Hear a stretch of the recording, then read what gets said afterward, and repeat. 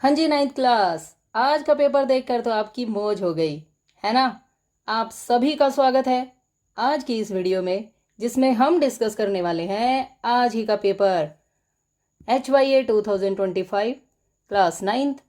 40 marks का ये paper 90 minutes का है और ये है marking scheme. Section A, question number 1। निम्न में से कौन सी संख्या अप्रिमेय है, यानी इर्रेशनल नंबर? ये है अप्रिमेय। कौन सा बहुपद है? ये है बहुपद। 0.3 - 5 कौन से क्वाड्रेंट में है? जब x की वैल्यू प्लस की और y की वैल्यू माइनस की होती है तो क्वाड्रेंट होता है फोर्थ। Question number 4। इस इक्वेशन के लिए कौन सा ऑप्शन सही है?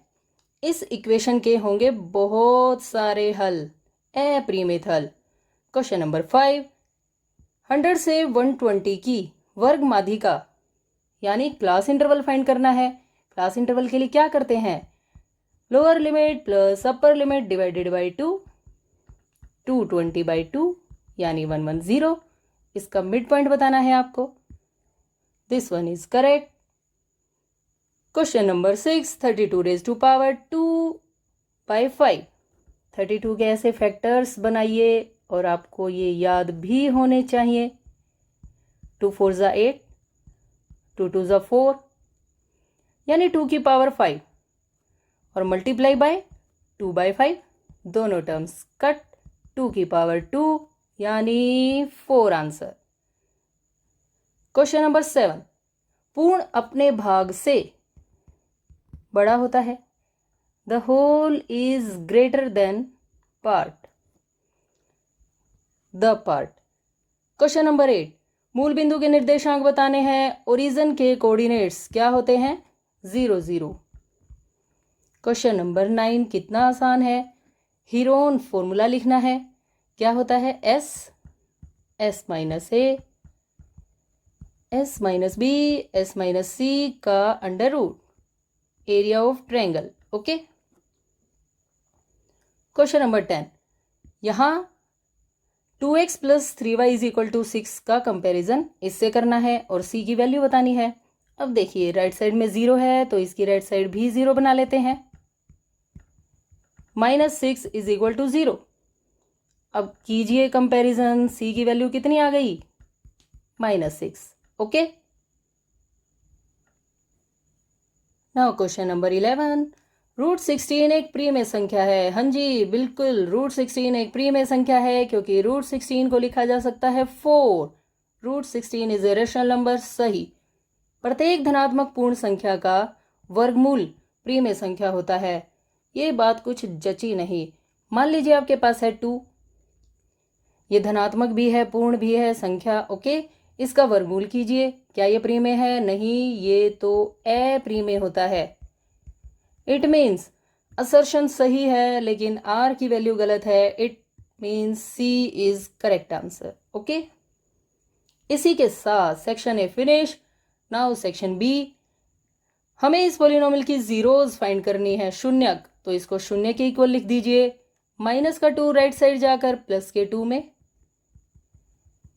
और मल्टीप्लाई वाला 3 डिवाइड में चला जाएगा। फिनिश है ना, कितना आसान।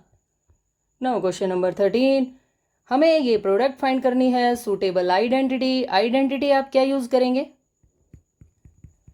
x + a x + b। कैसे पता चलता है? फर्स्ट वैल्यू देखिए, एक है, सेम है। ये वैल्यूज अलग अलग हैं, इन्हें हमने a और b लिख दिया।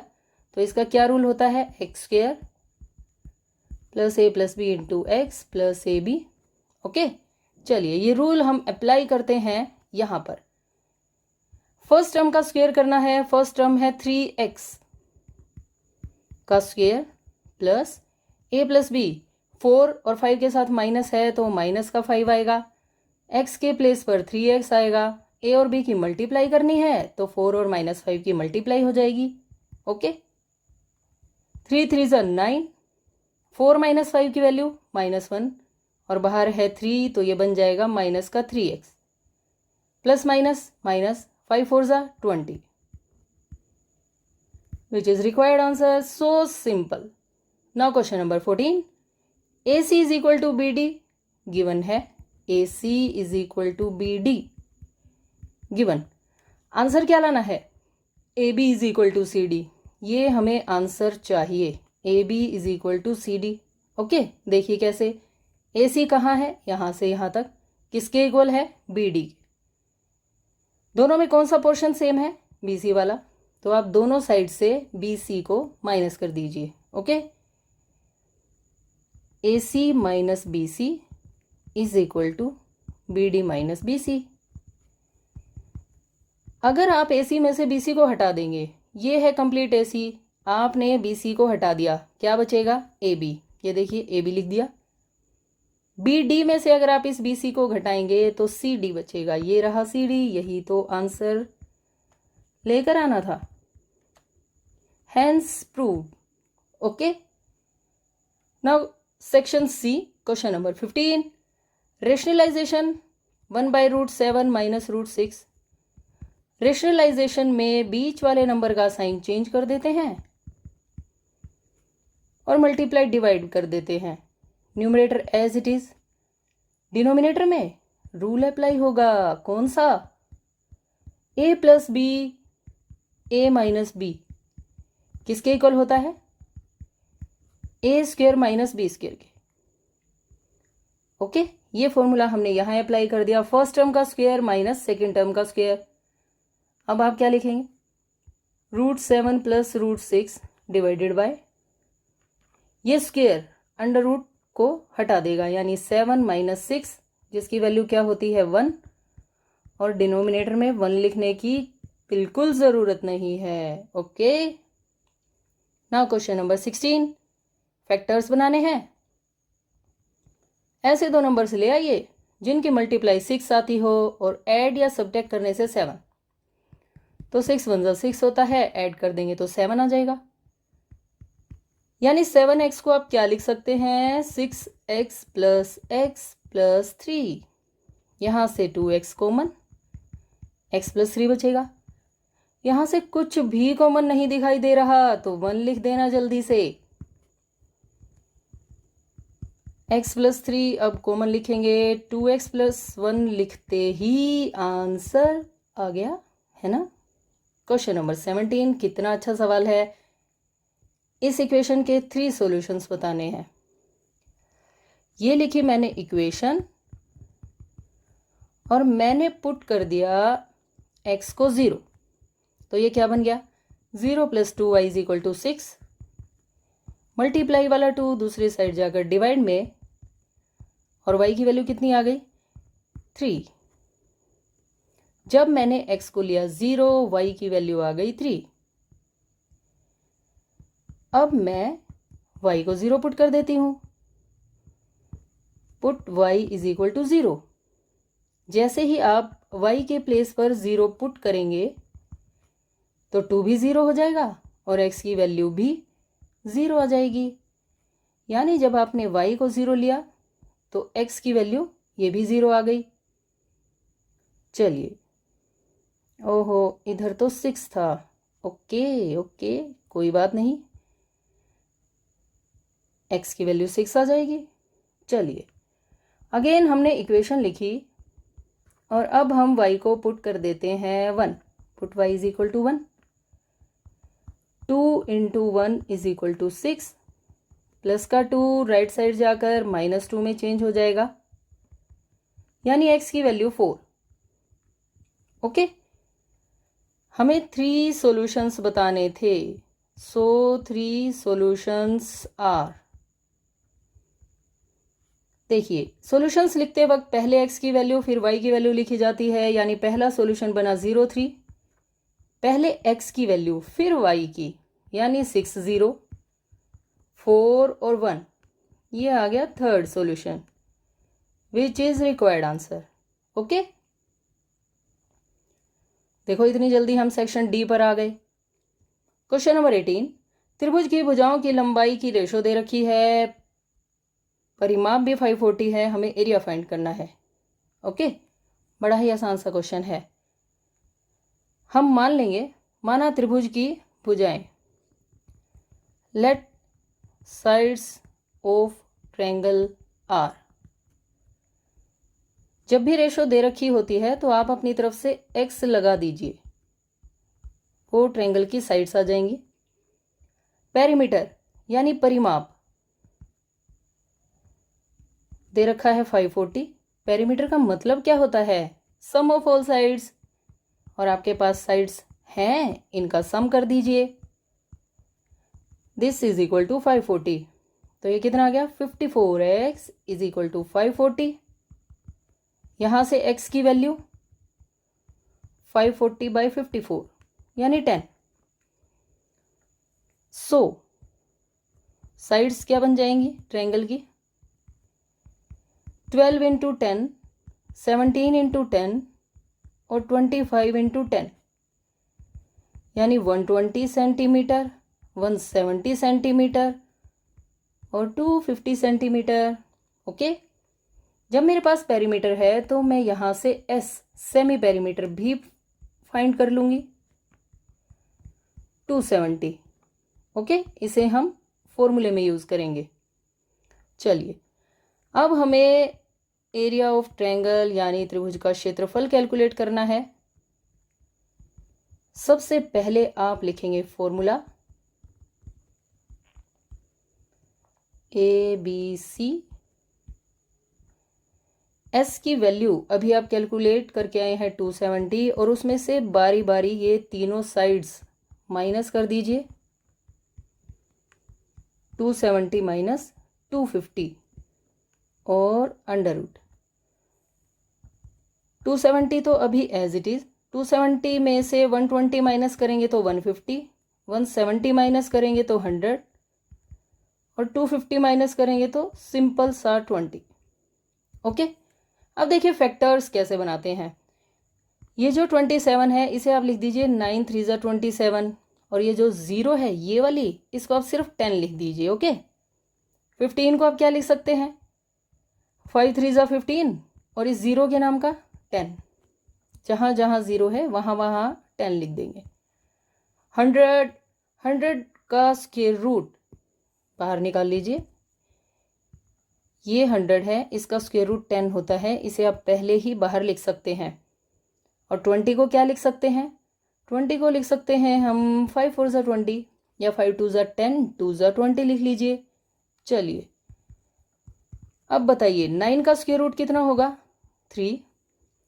ये 3 की पेयरिंग इसके साथ, एक 3 बाहर, 2 10 है, एक 10 बाहर, 2 5 है, एक 5 बाहर, और 4 का स्क्वायर रूट कितना होता है? 2। ओके, अब स्क्वायर रूट गायब हो चुका है। हम मल्टीप्लाई करते हैं, इनकी कितनी आएगी? इनकी मल्टीप्लाई आएगी 9000, और आप क्या लिखेंगे? Square centimetre, which is required answer.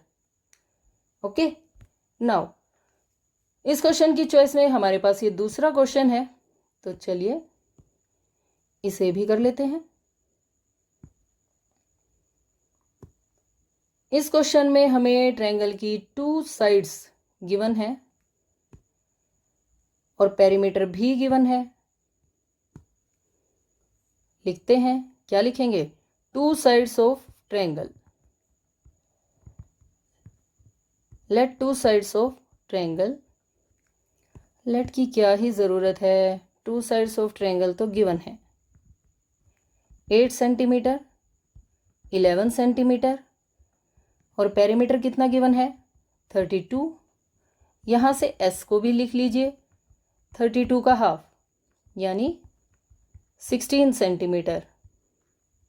अब पेरीमीटर गिवन है, 2 साइड्स गिवन है, तो थर्ड साइड, तीसरी भुजा क्या होगी? अगर आप पेरीमीटर में से इन 2 साइड्स के सम को माइनस कर देंगे ना, तो थर्ड साइड आ जाएगी। 8 + 11 19, 32 - 19 13। अगेन आप फॉर्मूला अप्लाई करेंगे एरिया ऑफ ट्रायंगल के लिए, S S - A S - B S - C under root. S की वैल्यू है 16, और अब 3 साइड्स हैं 8 11 एंड 13। ओके। 16 माइनस 8, 8, देन 5 और ये आ गया 3। 16 तो डायरेक्ट अंडर रूट से बाहर आकर क्या बन जाएगा, 4 बन जाएगा। 8 को आप क्या लिख सकते हैं, 4 2 8। 5 और 3 तो ऐसे ही लिखे रहेंगे, इन्हें तो हम कुछ नहीं कह सकते। ये 4 स्क्वायर रूट से बाहर आकर 2 बन जाएगा। 5 2 10, 3 30, यानी कुल मिलाकर ट्रायंगल का एरिया आ चुका है 8 under root 30 square centimetre. Understand. Now question number 19। ये हमें एक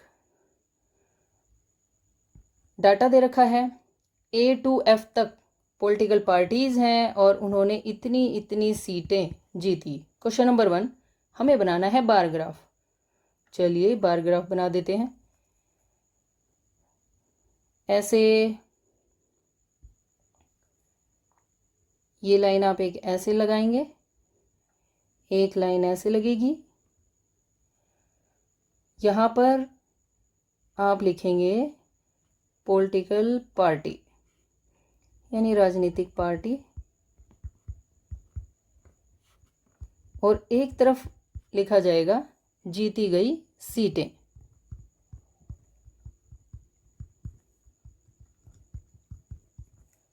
अब देखिए सबसे छोटा नंबर क्या है, 10, और सबसे बड़ा 75। तो हम क्या करते हैं, 10 10 का डिफरेंस ले लेते हैं।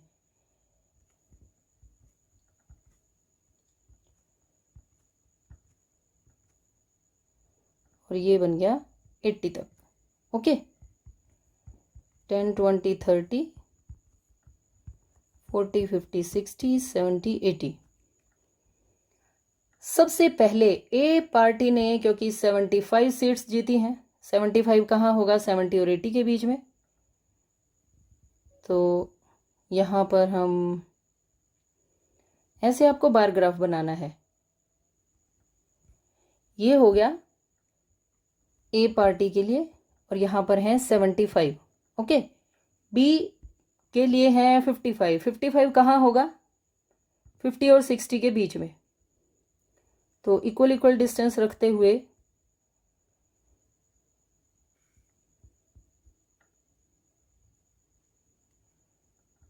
ये बन गया बी पार्टी के लिए। सी में 37। 37 कहाँ होगा, 40 से जरा सा नीचे। जब आप ग्राफ बनाएंगे तो वहाँ पर ऑटोमेटिक स्ट्रेट लाइंस आ जाएंगी, स्केल और पेन आप यूज़ करेंगे, और ये आ गया सी पार्टी के लिए। डी के लिए 29। 29 होगा 30 से थोड़ा सा नीचे, 30 से एक स्टेप कम, ये बनेगा 29। ई में सिर्फ 10, ई का सबसे छोटा ग्राफ बनेगा, ये है 10।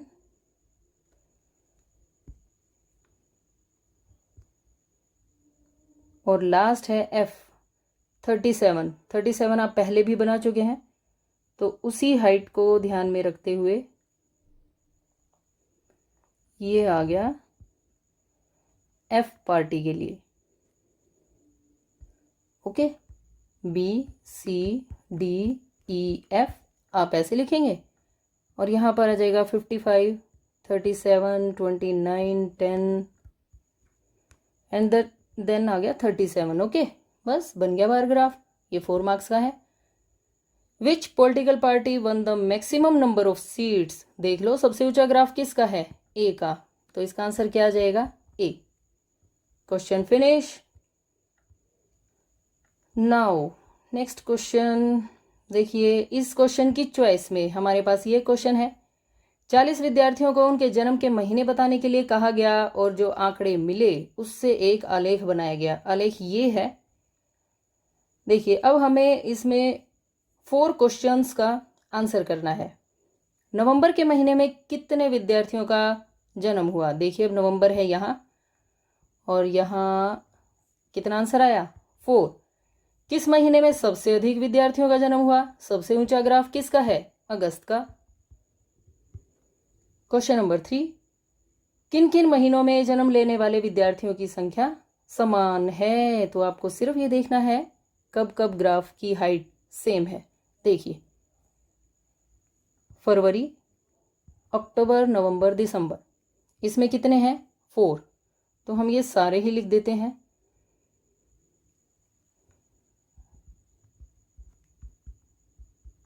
अक्टूबर, नवंबर,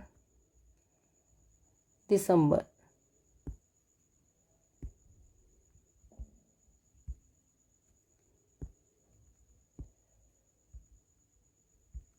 इसमें स्टूडेंट्स हैं 4। उसके बाद जनवरी में देखिए कितने हैं, और इसकी हाइट है सितंबर, इसमें है 3। और देखिए कहाँ कहाँ ग्राफ इक्वल हैं, मार्च, अप्रैल और जुलाई, इसमें है 2। मार्च, अप्रैल, जुलाई। ओके, चलिए फिनिश। जून महीने की तुलना में अगस्त में कितने अधिक विद्यार्थियों ने जन्म लिया? अब देखिए जून में कितने बच्चे थे, जून यहाँ है, जून में है 1, अगस्त में है 6, तो क्या आएगा 6 - 1, यानी 5 बच्चों ने अगस्त में अधिक जन्म लिया। नाउ क्वेश्चन नंबर 20, ये आ गया सेक्शन ई। ये तो एक्सरसाइज का एज इट इज क्वेश्चन है। बी के कोऑर्डिनेट्स बताने हैं। बी कहाँ पर है देखिए ध्यान से, इसमें ये डायग्राम अच्छी तरह से क्लियर नहीं है, पर आपके पेपर में आपको ज़रूर ये बिल्कुल सही दिखाई दे रहा होगा। बी है यहाँ, और इसके कोऑर्डिनेट्स क्या हैं, x -5 है और y की वैल्यू 2 है। सेकेंड पार्ट देखिए, -3 - 5 कहाँ है, ढूंढ लेते हैं। x की वैल्यू -3 और y की वैल्यू -5 यहाँ पर है, ये है e, यानी सेकेंड पार्ट का आंसर क्या हो गया e। d का भुज abscissa of point d, d कहाँ है, ये रहा, यहाँ पर x की वैल्यू कितनी है 6, तो d का भुज हो गया 6। l के निर्देशांक और बता देते हैं, देखिए l ये रहा, यहाँ पर x की वैल्यू कितनी है ही नहीं, y की वैल्यू 5। ओके, क्योंकि ये l पॉइंट y एक्सिस पर है, तो इसका आंसर क्या होगा 0.5। अंडरस्टैंड? अरे आपको तो हरबंस पजल भी मिल गई। चॉइस में क्वेश्चन है केस स्टडी की में, हमें कोई भी 3 कंसेक्टिव इंटीजर्स चूज करने हैं जो इन कंडीशंस को पूरा करते हों।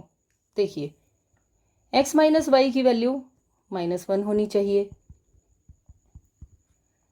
z + 3 की वैल्यू 4 होनी चाहिए, z - x की वैल्यू 2 होनी चाहिए। ये जो कंडीशंस हैं ये हम लिख देते हैं, y² + z² 1 और x + y की वैल्यू -1 होनी चाहिए यहाँ से। ओके, इनमें सबसे आसान है ये वाली इक्वेशन, प्लस का 3 दूसरी तरफ जाकर माइनस का, और 4 - 3 की वैल्यू 1। ये देखो यहाँ से तो हमें मिल गया z। अब अगर मैं z को यहाँ पुट कर दूँ, इसकी वैल्यू को 1 रख दूँ, 1 - x = 2, x उस तरफ जाके प्लस का, 1 - 2 का आंसर -1। ये देखो x भी आ गया मेरे पास। जब मेरे पास x है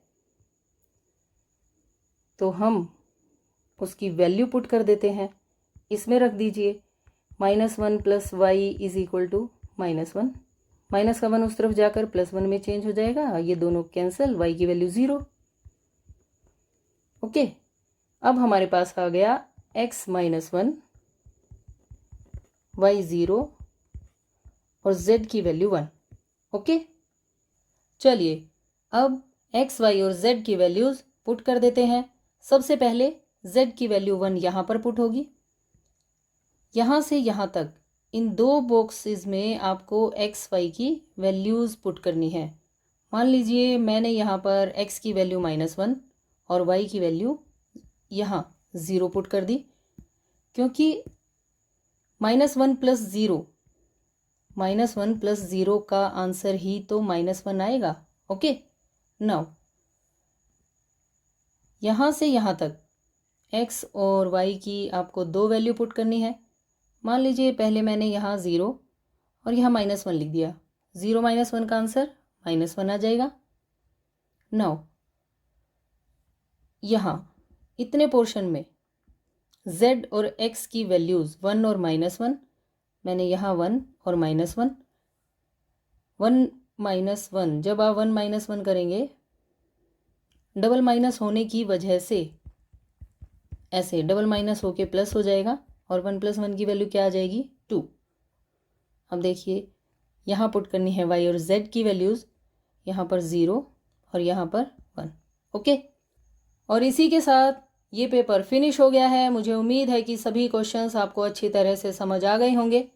वीडियो को ज़्यादा से ज़्यादा शेयर करें, लाइक करें और चैनल को सब्सक्राइब करना बिल्कुल ना भूलें। Thanks for watching, bye bye, take care.